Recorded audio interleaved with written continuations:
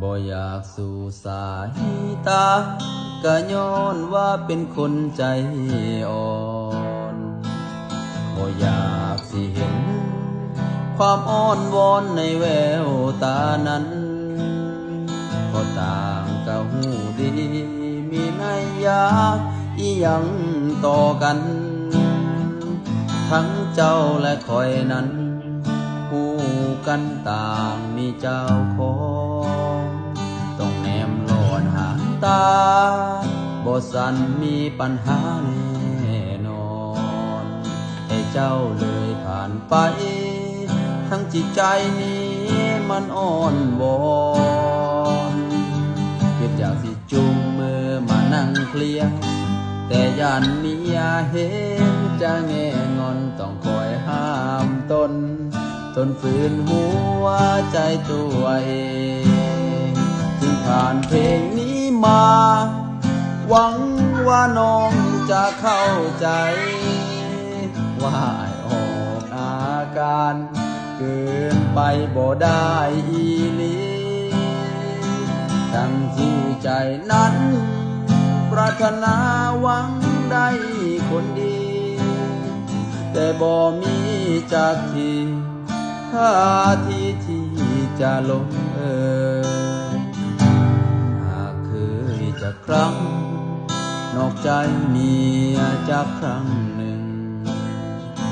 คือสิใจถึงและพอจะทำลงได้ผิดที่เฮานี้หาเมียนั้นหลายเกินไปทั้งที่หัวใจแต่คิดจังใดกับ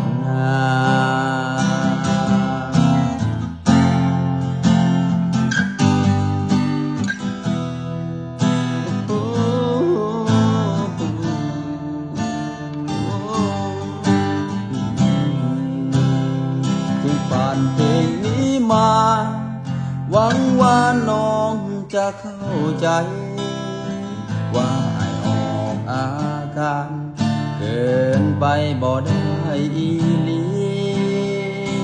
ทั้งที่ใจนั้นปรารถนาหวังได้คนดีแต่บ่มีจักดีท่าทีที่จะลงจากครั้งนอกใจมีจากครั้งหนึ่งคือสิใจถึงและพอจะทำลงได้ผิดที่เฮานี้หาเมียนั้นหลายเกินไปทั้งที่หัวใจแต่คิดจังใดกับนางผิดที่คอยนี้หาเมียนั้นหลายเกินไปทั้งที่หัวใจแอบคิดจังใดกับนาง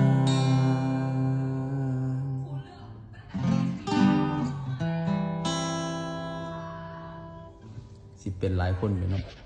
เพลงนี้เนาะฮักมีหลายนอกใจบ่ลงเด้อพี่น้องฝากติดตามไปเด้อทางเพจเนาะทาง Facebook เนาะวีรพันธ์แก่นสารเด้อแล้วก็ TikTok เนาะวีรพันธ์แก่นสารเด้อพี่น้องมาฟังเพลงม่วนๆห้องโดยคนลาวแต่งโดยคนลาวเนาะนำกันพี่น้องเด้อขอบใจ